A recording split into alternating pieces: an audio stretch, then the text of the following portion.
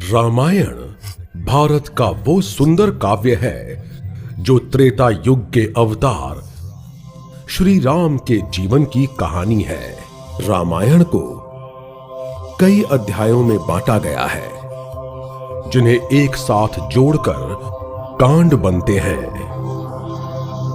कांड का सीधा मतलब है गन्ने के पौधे के तने की गांठ, या फिर यहां जैसे कहानी का वो भाग जो किसी घटना को बताता है।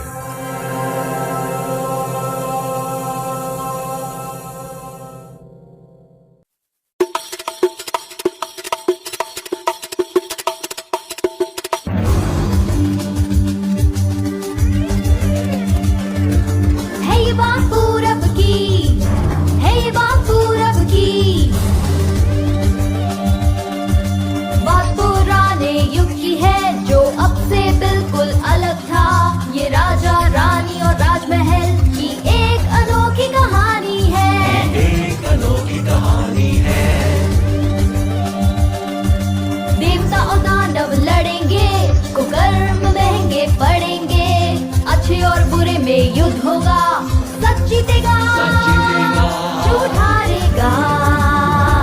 है ये बात पूरब की, है ये बात पूरब की, है ये बात पूरब की, भारत की।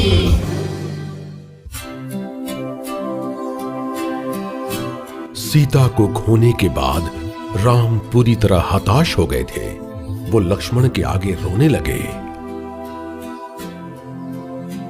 भैया, मैं कुछ भी सहन कर सकता हूँ, लेकिन आपकी आंखों में आंसू नहीं। मैं आपके लिए अपने प्राण भी दे सकता हूँ। राम ने लक्ष्मण को गले से लगा लिया। लक्ष्मण, अब यहाँ से हम कहाँ जाएं? कौन हमारी मदद करेगा? भैया, जटायु ने हमें बताया कि रावण अपना विमान दक्षिण दिशा की तरफ ले गया है, तो हमें भी दक्षिण दिशा में ही जाना चाहिए। भैया, मैं कह रहा हूँ, आपके जैसा कोई नहीं है। मुझे विश्वास है कि आप पर और माँ सीता पर कोई आंच नहीं आएगी। चिंतित ना हो भैया। आपने अभी तक कितनी परेशानियां झेली हैं। अगर आप अभी हिम्मत हार गए तो हमारा ध्यान कौन रखेगा? ठीक है लक्ष्मण, हम दक्षिण दिशा की तरफ बढ़ेंगे।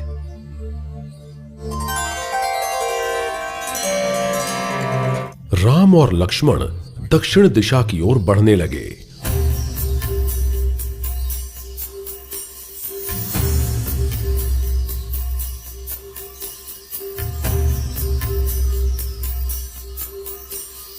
उन्होंने एक घने जंगल को भी पार किया।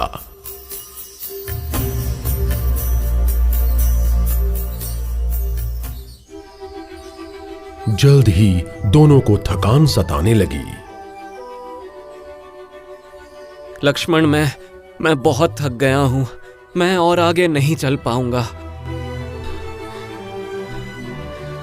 भैया, आप यहीं रुकिए, मैं आपके लिए पानी लाता हूं।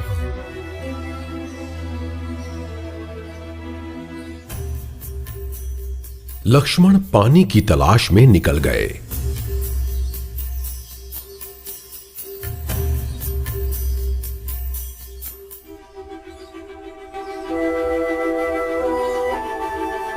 कुछ देर चलने के बाद लक्ष्मण को एक नदी दिखी। वो जल्दी से उस नदी की तरफ पानी लेने के लिए बढ़ने लगे और तभी अयोमुखी नाम की राक्षसी ने उन्हें देख लिया। वो लक्ष्मण की सुंदरता को देखती ही रह गई। मेरी बात सुनो लड़के, तुम बहुत अच्छे दिख रहे हो। मेरे साथ चलो, मैं तुम्हारा ध्यान रखूंगी। लक्ष्मण उस राक्षसी को अपने सामने देखकर हैरान रह गए। राक्षसी, मैं महाराज दशरथ का बेटा हूँ। मेरे भैया को प्यास लगी है। मेरा समय नष्ट मत करो, मुझे उनके पास जाना है, इसलिए मेरा रास्ता छोड़ दो। राक्षसी को लगा कि लक्ष्मण से बात करने का कोई फायदा नहीं है।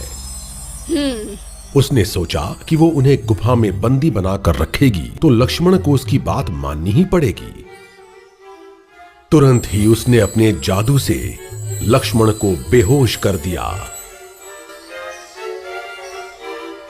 और उन्हें उठाकर गुफा की तरफ ले जाने लगी।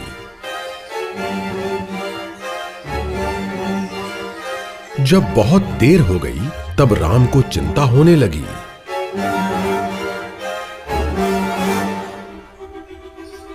लक्ष्मण, कहाँ हो तुम? लक्ष्मण, कहाँ हो तुम? जल्दी वापस आ जाओ। और यहां जब राक्षसी लक्ष्मण को अपने कंधों पर उठाए गुफा की तरफ तेजी से दौड़ने लगी, तभी लक्ष्मण को होश आ गया। लक्ष्मण ने देखा कि राक्षसी उन्हें उठाकर ले जा रही है। लक्ष्मण ने अपना छुरा निकाला और उससे राक्षसी के कान काट दिए और उसे मार डाला। जोर से चीखकर राक्षसी ने वहीं दम तोड़ दिया।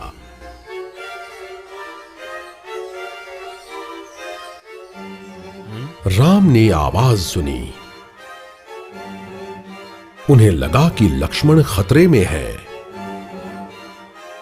वो आवाज की दिशा की तरफ दौड़ कर गए। भैया, चिंतित ना हो, मैंने इस राक्षसी को मार दिया है जो मुझे ले जाने आई थी। इसी कारणवश मुझे देर हो गई। मैं आपके लिए पानी और कुछ फल लेकर आया हूँ। राम ने लक्ष्मण को गले से लगा लिया।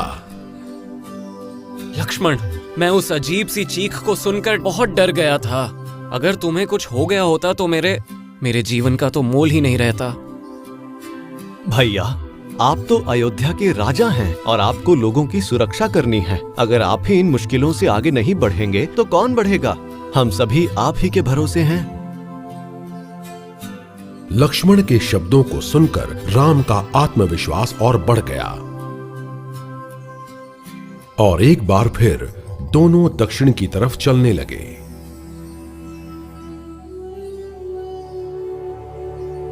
वो जंगल को पार करने ही वाले थे।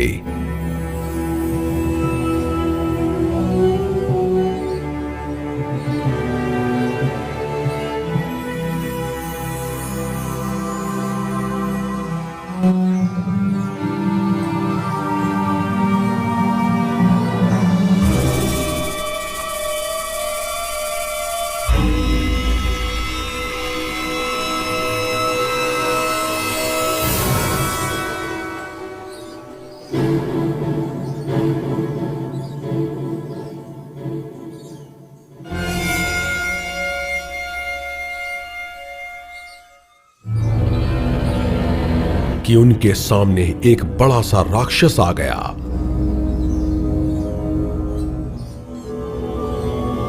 उसके लंबे लंबे हाथ थे और वो आधा सांप जैसा था। उन दोनों को देखते ही राक्षस ने उन पर हमला कर दिया और राम को अपने हाथों से जकड़ लिया।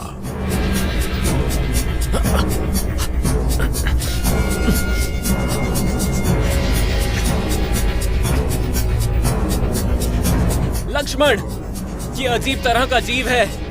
मेरी चिंता मत करो और यहां से निकल जाओ। अपनी जान बचाओ। भैया, मैं आपको छोड़कर कहीं नहीं जाऊंगा। इतना कहकर लक्ष्मण ने अपना छुरा निकाला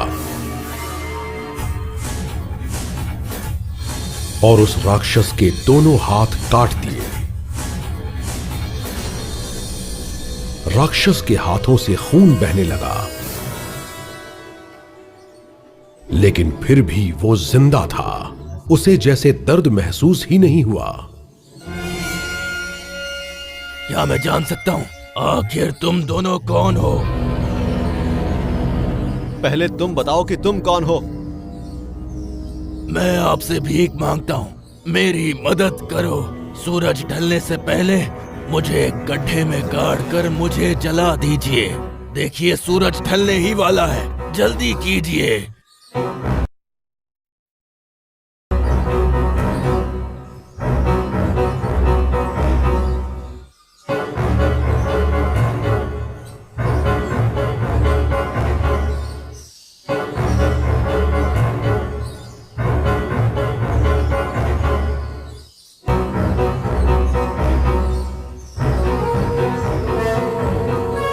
राम और लक्ष्मण ने बिना देर किए उस राक्षस को गड्ढे में डाल दिया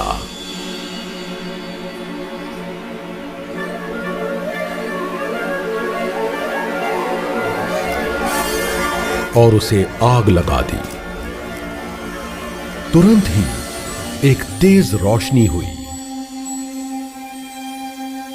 जिसमें से एक सुंदर मनुष्य बाहर आया।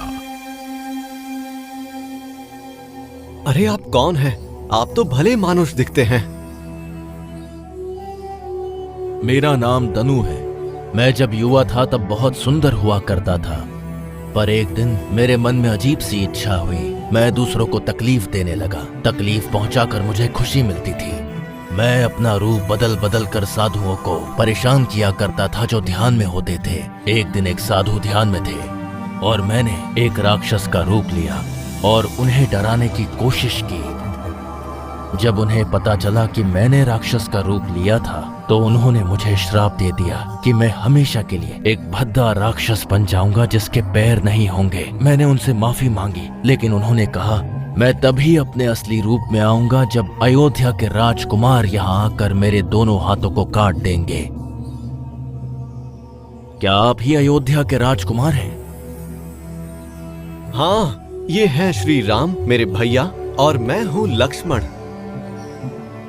धन्यवाद राजकुमारों, मुझे श्राप से मुक्त करने के लिए।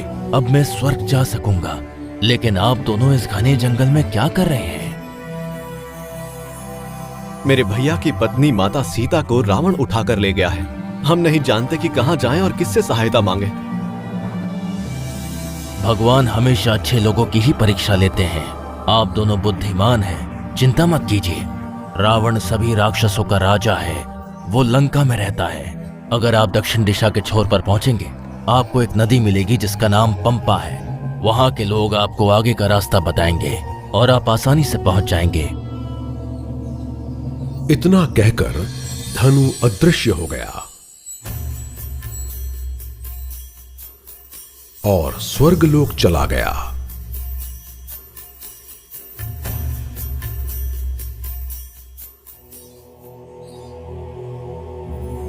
राम और लक्ष्मण ने जंगल पार कर लिया।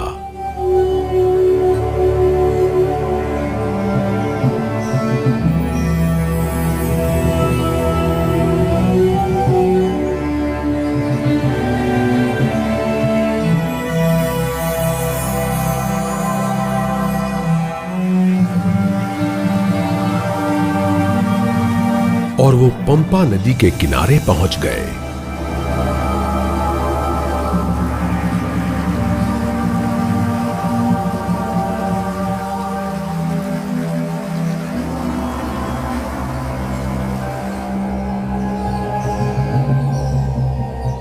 जंगल में कई दिनों तक चलने के बाद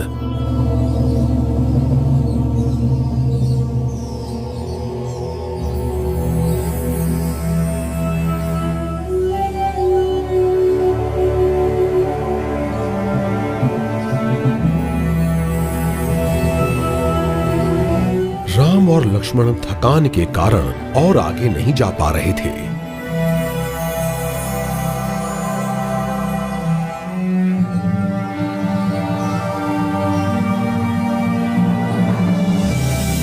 और वो आखिरकार किष्किंधा राज्य पहुंच गए।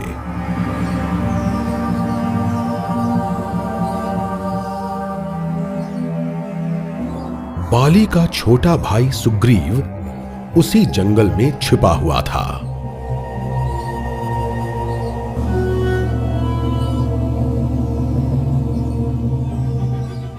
जब उसने दो राजकुमारों को धनुष बाण लिए देखा तो उसने अपने मंत्री हनुमान को बुलाया।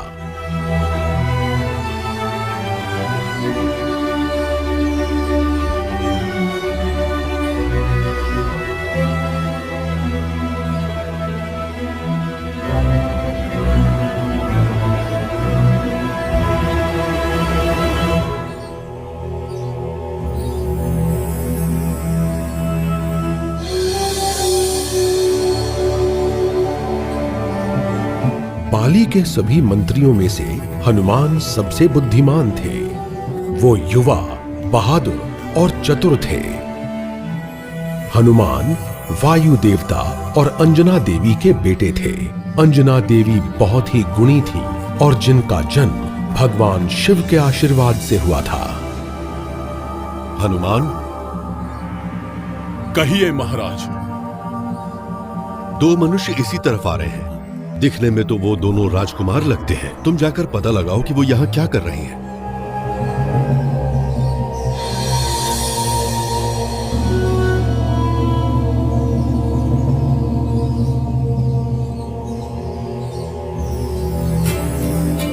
हनुमान ने एक साधु का भेष ले लिया और राम के सामने आ गए। राजकुमारों, आप दोनों बहुत सुंदर और बहुत ही अलग दिख रहे हैं। क्या बता सकते हैं कि आप कौन हैं? हम दोनों महाराज दशरथ के बेटे हैं और हम यहाँ के राजा से मिलने आए हैं। मेरा नाम है लक्ष्मण और ये है मेरे बड़े भैया श्री राम। इतना सुनते ही हनुमान की खुशी की कोई सीमा ना रही। वो अपने असली रूप में आ गए और श्री राम के चरणों में गिर गए। मैं हनुमान हूं प्रभु। न जाने मैंने क्या अच्छा किया कि मुझे आज आपके दर्शन मिले। मैं महाराज सुग्रीव का मंत्री हूं। आपको देखते ही उन्होंने मुझे आपके बारे में पता लगाने के लिए यहां भेजा। मेरा आशीर्वाद तुम्हारे साथ है। तुम मुझे कैसे जानते हो? मेरे प्रभु, मैंने आपके और आपके त्याग के बारे में बहुत कुछ सुना है। मैं आपके कई भक्तों में से एक हूं। मैं हमेशा से आपसे मिलना चाहता था, लेकिन मैं ये नहीं जानता था कि इसी जन्म में मुझे आपके शुभ दर्शन मिल जाएंगे।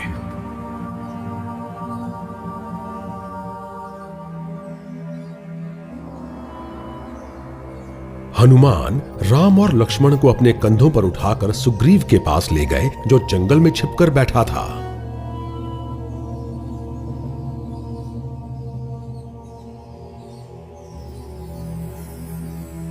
स्वागत है आपका राजकुमारों। आप कौन हैं?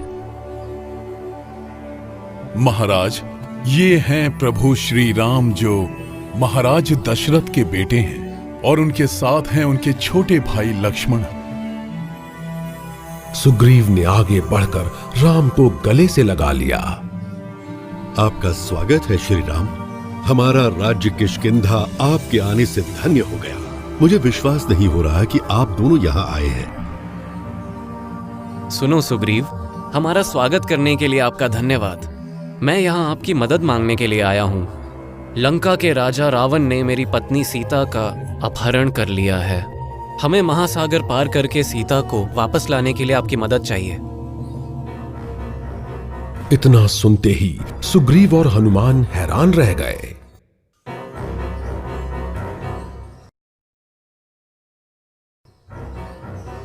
जंगल में जो भी हुआ, राम ने सब कुछ सुग्रीव को बताया।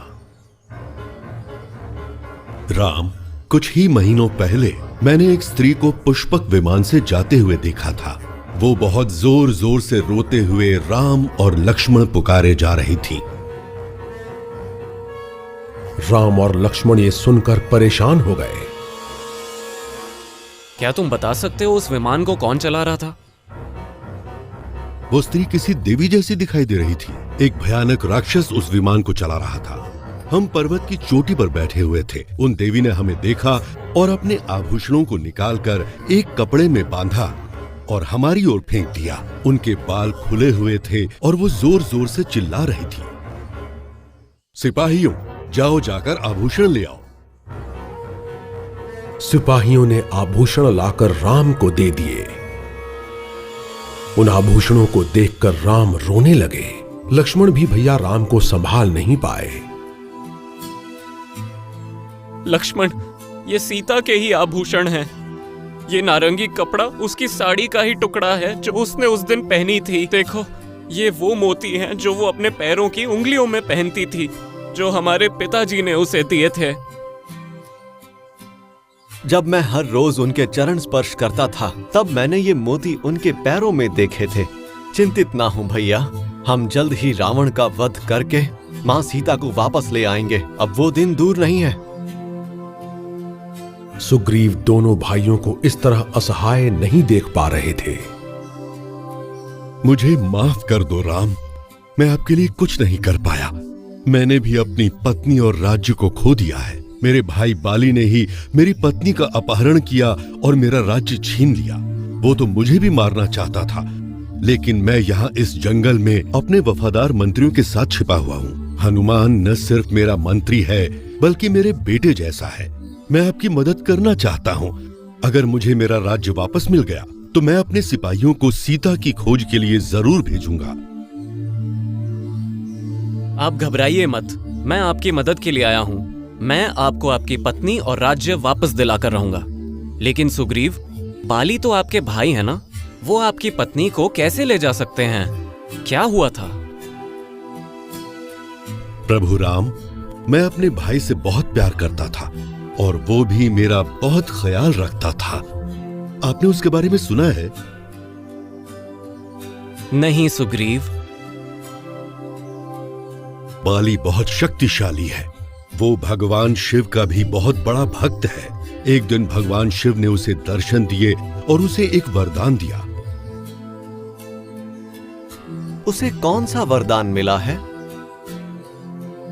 बाली जिसके साथ भी युद्ध करेगा तो युद्ध करने वाले की आधी शक्ति बाली को मिल जाएगी। क्या ये सत्य है? हाँ लक्ष्मण, एक बार जब लंका के राजा रावण और बाली के बीच भयंकर युद्ध हुआ तो रावण की भी आधी शक्ति बाली को मिल गई। बाली ने रावण को क्यों छोड़ दिया? बाली ने रावण को अपनी पूंछ में किसी खिलौने की तरह बांध दिया था, लेकिन रावण आखिर में लंका भागने में सफल हो गया। यानी बाली इतने शक्तिशाली हैं कि उन्हें युद्ध में हराया नहीं जा सकता? जी प्रभु राम। चिंता मत करो, मैं तुम्हें तुम्हारे परिवार से फिर मिला दूंगा और तुम्हें फिर से राजा बना दूंगा। प्रभु श्री राम, मैं चारों दिशाओं में माता सीता की खोज के लिए अपने सैनिकों को भेज दूंगा। हनुमान मेरे बेटे जैसा है, वो देवी सीता को ढूंढकर उन्हें आपके पास ले आएगा।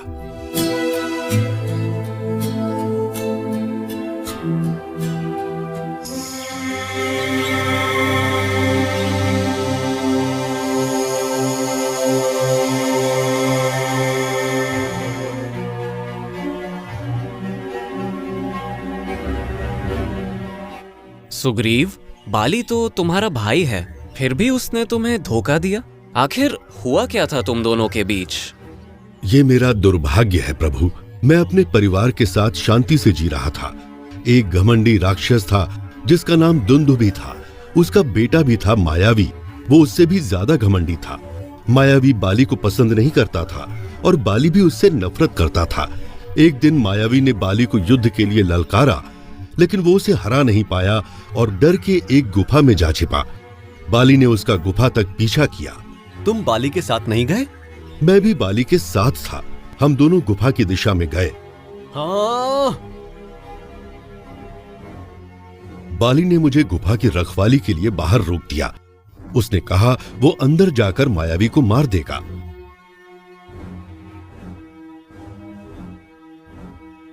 मैं बाहर उसकी राह देखता रहा, लेकिन वो वापस नहीं आया। बाली ने मुझे बाहर रुकने के लिए कहा था, इसलिए मेरे पास इतनी हिम्मत नहीं थी कि मैं अंदर जा सकूं। आप वहां कब तक रुके थे?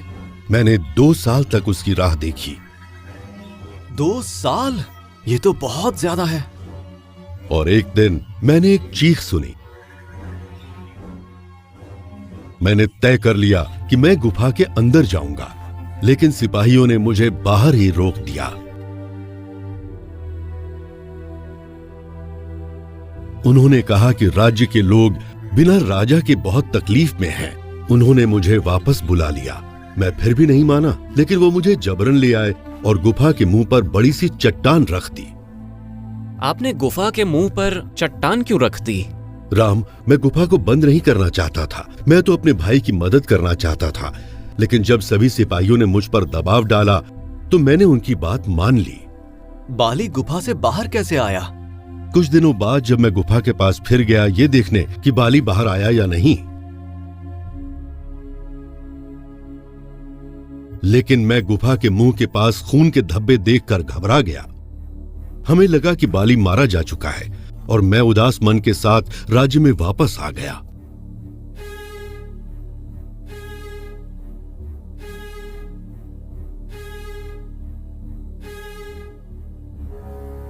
मुझे किष्किंधा का राजा बना दिया गया।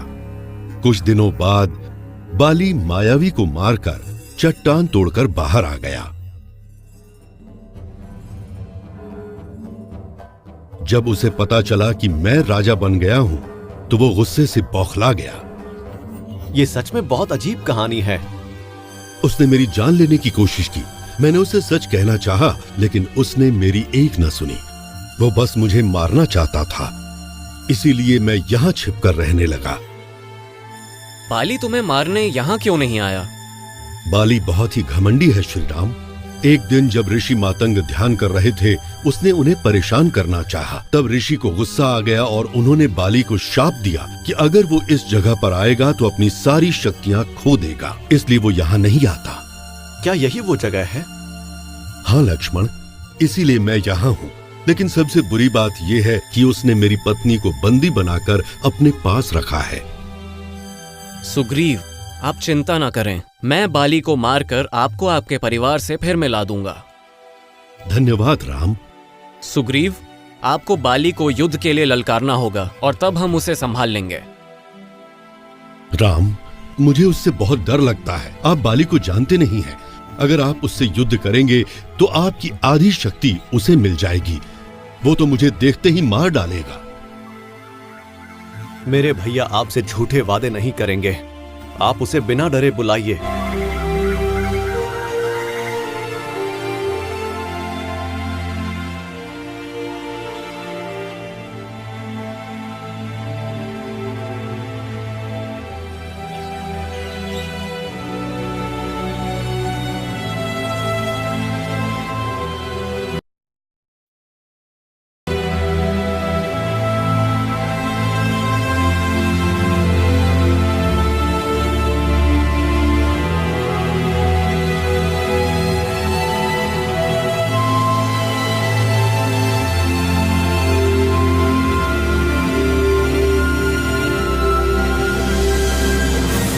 सुग्रीव ने अपने भाई बाली को युद्ध के लिए ललकारा। बाली अपने भाई को अचानक इतना हिम्मत वाला देखकर हैरान रह गया।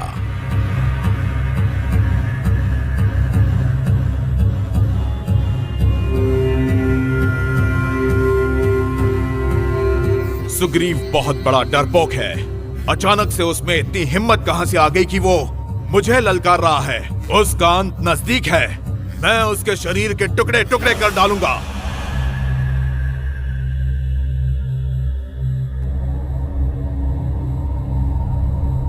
बाली गुस्से से लाल पीला होकर सुग्रीव के सामने आया।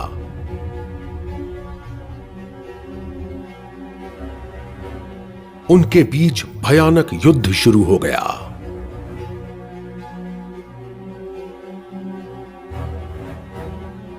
सुग्रीव बाली के सामने कुछ भी नहीं था।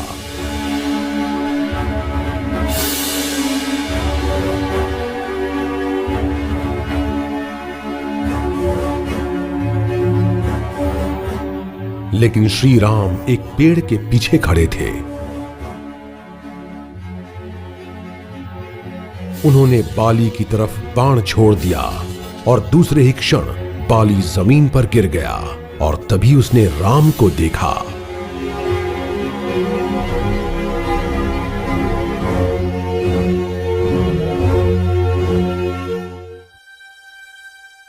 आप कौन हैं और आपने मुझे इस तरह क्यों मारा? मैं श्री राम हूं, महाराज दशरथ का बेटा। राम का नाम सुनते ही बाली की आंखों से आंसू बहने लगे। राम, मैं खुश हूं कि मुझे आपके हाथों मरने का मौका मिला, लेकिन आपने मुझे इस तरह धोखे से क्यों मारा? बाली, अगर तुमने सुग्रीव से उनका सिर्फ राज्य छीना होता तो हमने तुम्हें युद्ध के लिए ललकारा होता। लेकिन तुमने उनकी पत्नी का अपहरण करके उन्हें तकलीफ दी और इस कारणवश तुम्हें ऐसी मृत्यु मिली है। तुम्हारे भाग्य में इसी तरह मरना लिखा है। मुझे क्षमा कर दो। राम, मेरे घमंड ने ही मेरी जान ले ली। मैं खुश हूं कि मुझे आपके ही हाथों मृत्यु मिली। बाली ने आंखें बंद कर लीं और राम ने उसे आशीर्वाद दिया। बाली के मरते ही पूरी वानर सेना खुशी से झूम उठी। राम ने सुग्रीव का राज्याभिषेक किया। राम, मैं अपनी खुशी शब्दों में नहीं बता सकता। मैं आपका आभारी हूं। अगर आप यहां नहीं होते तो मैं कब का मर गया होता। आपने मुझे किष्किंधा का राज्य सौंपकर मेरे परिवार से मुझे फिर से मिलवा दिया। अब मेरी बारी है कि मैं वानर सेना को चारों दिशाओं में भेजकर देवी सीता का पता लगाऊं। मैं अपना कर्तव्य निभाऊंगा।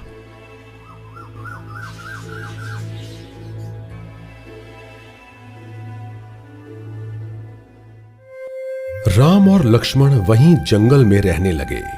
दिन बीतते गए। सुग्रीव ने राम को वचन दिया कि सर्दियों के खत्म होते ही वो अपने सिपाहियों को सीता की खोज में भेज देगा। सर्दियों के बाद गर्मियां भी आ गई, लेकिन सुग्रीव को अपने राजकाज से फुर्सत ही नहीं थी। इस पर लक्ष्मण नाराज होकर सुग्रीव से मिलने आ पहुंचे।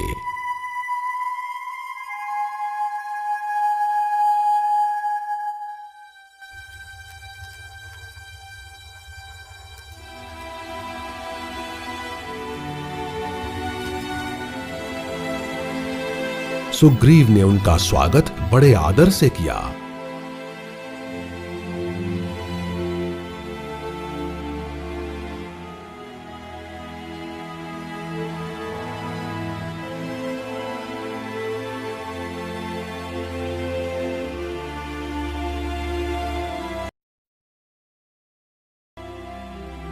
आइए श्री लक्ष्मण, आप यहां बैठिए। सुग्रीव, मैं जरूरी बात करने के लिए आया हूं। मेरे पास ज्यादा समय नहीं है। मुझे जल्द ही निकलना होगा क्योंकि मुझे भैया के लिए फल लेने जाना है, क्योंकि वो भूखे हैं। मेरे भैया को अब तक अयोध्या के राज सिंहासन पर बैठा होना चाहिए था, लेकिन वो अभी तक जमीन पर बैठे हैं। मुझे माफ कर दीजिए लक्ष्मण। सुग्रीव, भैया ने अपना वचन पूरी तरह निभाया है। अब अगर आप अपने सिपाहियों को बिना विलंब किए भेज दें तो हमारे लिए अच्छा रहेगा। मैं अभी आदेश देता हूं। इस देरी के लिए आप मुझे माफ कर दीजिए। सुग्रीव ने अपनी सेना को चारों दिशाओं में भेज दिया। जामवंत, अंगद और हनुमान को दक्षिण दिशा में भेजा गया। सुग्रीव की सेना के सबसे अनुभवी योद्धा थे जामवंत, जिनका सिर भालू का था।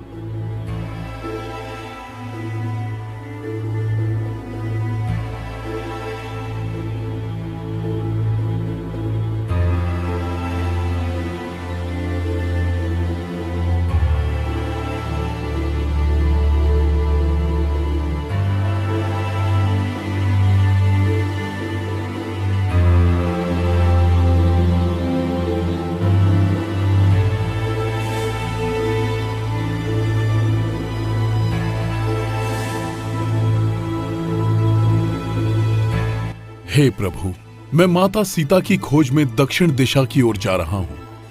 मुझे आपका आशीर्वाद चाहिए ताकि मैं उन्हें खोज सकूं। उनसे मिलते ही मुझे उन्हें विश्वास दिलाना होगा कि आपने मुझे भेजा है। राम ने हनुमान को गले लगा लिया।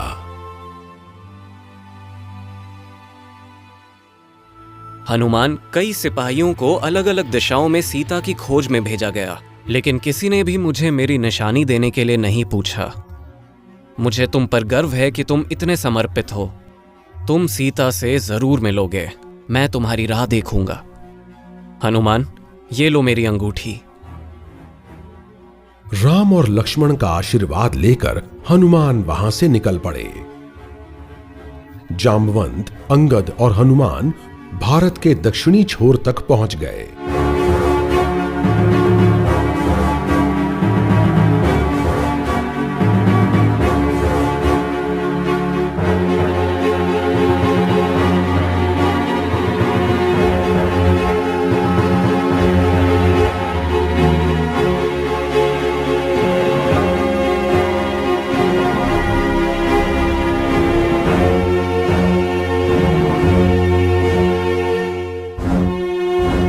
अंगद बाली का बेटा था जिसका ध्यान सुग्रीव रखते थे, लेकिन तीनों तब निराश हो गए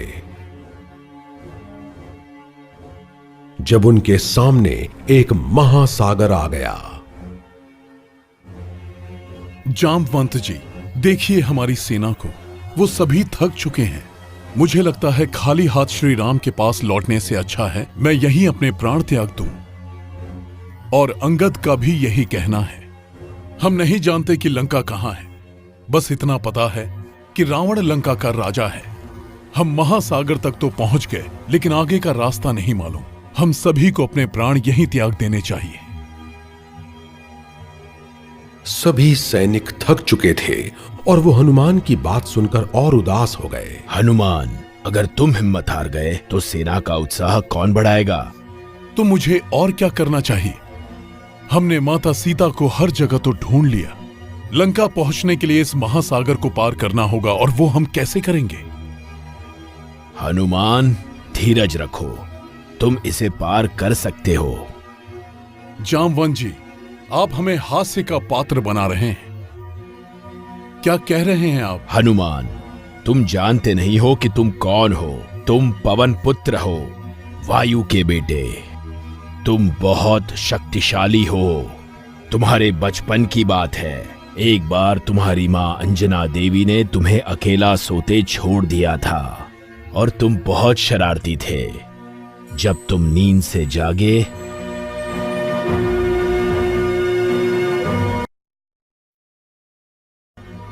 तुमने सूरज को चमकते हुए देखा। तुम्हें लगा कि वो एक बड़ा फल है और तुम उस सूरज को निगलने के लिए उड़ निकले।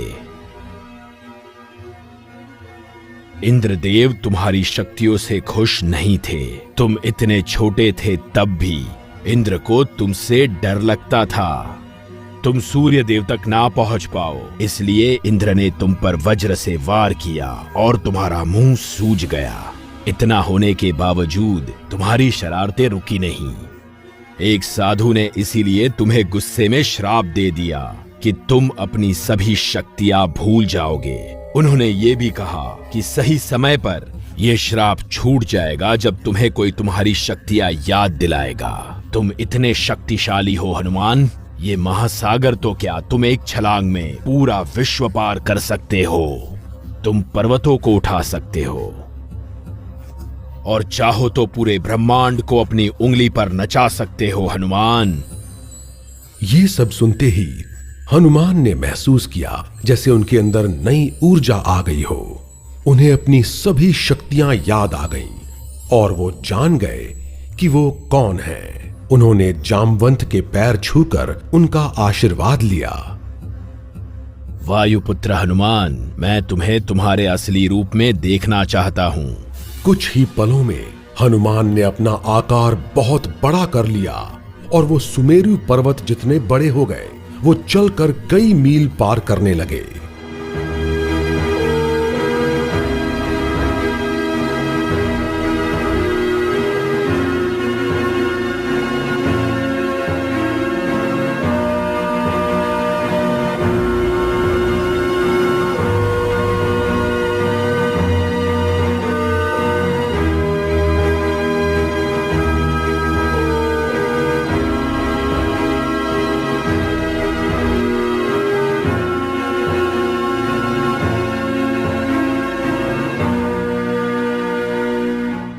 जब उन्होंने पर्वत के शिखर को छुआ तो पत्थर टुकड़े टुकड़े होकर गिर पड़े। उनके चलने पर जमीन से आग की चिंगारी निकलने लगी। पूरी वानर सेना हनुमान को इस रूप में देखकर हैरान रह गई। हनुमान, महासागर को पार करके लंका पहुंचो और वापस लौटकर हम सबको खुशखबरी दो। पूरी वानर सेना जय हनुमान के नारे लगाने लगी। हनुमान ने एक छलांग में महासागर पार कर लिया। महासागर के राजा समुद्रराज हनुमान का आशीर्वाद चाहते थे। वो चट्टान के रूप में आकर महासागर के बीच खड़े हो गए। समुद्रराज, मैं अच्छी तरह जानता हूं कि ये तुम हो। मैं एक जरूरी काम से निकला हूँ, मुझे परेशान मत करो। तुम चाहो तो मैं तुम्हें छूकर आशीर्वाद दे सकता हूँ। हनुमान ने चट्टान को जैसे ही छुआ वो टूटकर बिखर गई। समुद्र राज हनुमान का आशीर्वाद पाकर खुश हो गए। हनुमान को इस महत्वपूर्ण काम के लिए जाते देख अप्सराएं और समुद्र के योद्धा बहुत खुश हुए। वो हनुमान की वीरता की परीक्षा लेना चाहते थे। वो सब एक साथ सुरसा राक्षसी के पास गए, जिसका शरीर सांप जैसा था और वो समुद्र में ही रहती थी।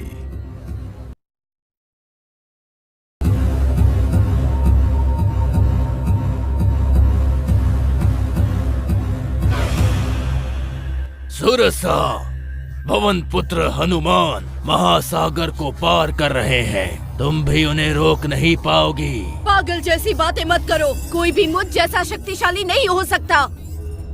अगर ऐसी बात है तो हनुमान को रोक कर दिखाओ। मैं तुम्हें और हनुमान को सबक सिखाऊंगी।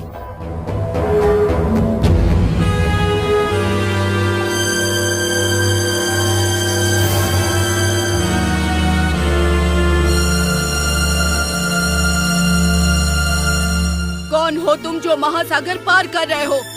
मैं यहाँ की सबसे बड़ी राक्षसी हूँ। तुम अगर और आगे बढ़े तो मैं तुम्हें निगल जाऊंगी। राक्षसी देवी, मैं एक जरूरी काम से जा रहा हूँ। ये बहस करने का समय नहीं है। अगर आप मुझे रोकना चाहती हैं तो मैं आपके मुंह में जाकर बाहर आ जाऊंगा। क्या कह रहे हो तुम? तुम तो मुझसे भी बड़े हो। मेरे मुंह के अंदर कैसे आओगे? हनुमान ने अपना आकार बिल्कुल छोटा कर लिया और वो राक्षसी के मुंह के अंदर चले गए और बाहर भी आ गए।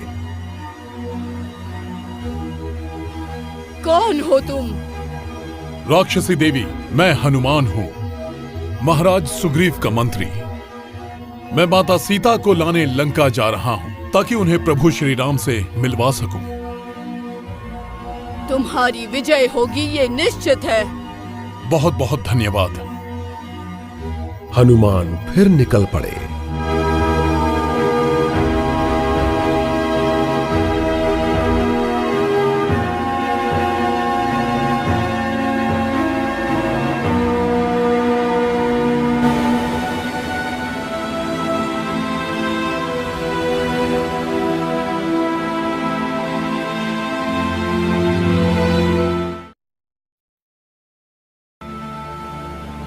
रास्ते में हनुमान को एक अप्सरा मिली।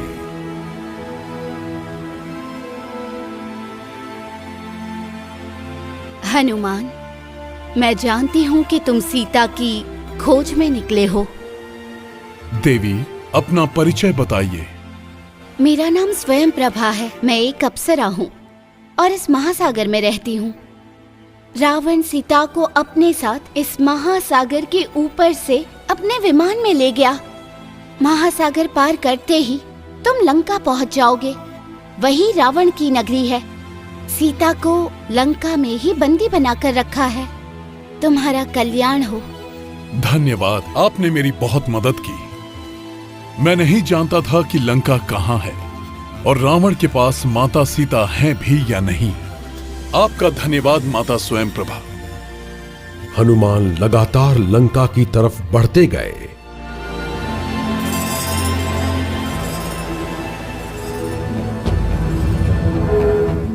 लंका के नजदीक पहुंचते ही उन्हें एक और राक्षसी मिली, जिसका नाम था सिंहिका। वो भूखी थी और हनुमान को निगल लेना चाहती थी। आज मैं तुम्हें खा जाऊंगी। मैं एक जरूरी काम से जा रहा हूँ, मेरा समय बर्बाद मत करो। मेरी भूख ज्यादा जरूरी है। इतना कहकर सिंहिका ने अपना मुंह खोला। हनुमान उसे रोक नहीं पाए क्योंकि वो उन्हें खाना चाहती थी। हनुमान उसके मुंह के अंदर चले गए और उसकी छाती फाड़कर बाहर आ गए और उसे मार दिया।